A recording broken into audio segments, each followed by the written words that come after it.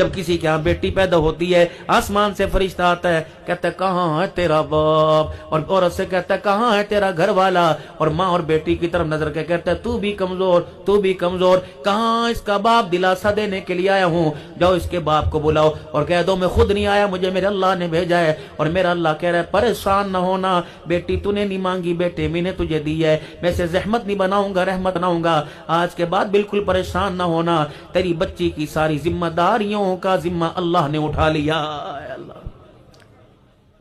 احمد پور سیال والوں، قرب و جوار والوں، آخری بات کر کے جانو، کوشش کرنا اپنی زندگی میں اپنی دھی کو